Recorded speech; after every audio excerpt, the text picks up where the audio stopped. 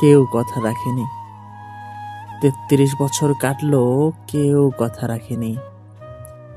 ছেলেবেলায় এক বৈষ্ণবী তার আগমনের গান হঠাৎ থামিয়ে বলেছিল, শুক্লা দ্বাদশীর দিন অন্তরাটুকু শুনিয়ে যাবে।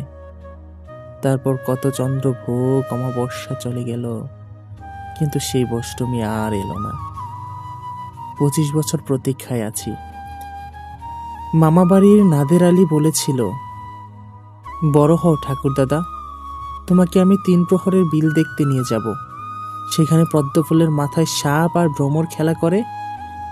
নাদের আলী, আমি আর কত বড় হব? আমার মাথা ঘরের ছাদ ফুঁড়ে আকাশ স্পর্শ করলে তারপর তুমি আমাকে ৩ প্রহরের বিল দেখতে নিয়ে যাবে?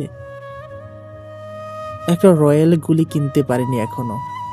লাঠি লজেন্স দেখিয়ে দেখিয়ে চুষছে লস্কর বাড়ির ছেলেরা। ভিখারির মতন চৌধুরীদের গেটে দাঁড়িয়ে দেখছি ভিতরে রাস উৎসব।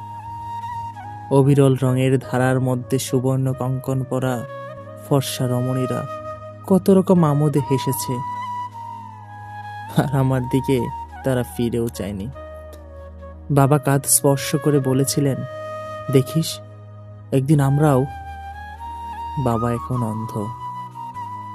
আমাদের দেখা হয়নি কিছুই। সেই রয়েলগুলি, সেই লাঠি লজেন্স, সেই রাস উৎসব আমায় কেউ ফিরিয়ে দেবে না। বুকের মধ্যে সুগন্ধি রুমাল রেখে বরুণা বলেছিল, যেদিন আমায় সত্যিকারে ভালোবাসবে সেদিন আমার বুকে এরকম আতরের গন্ধ পাবে।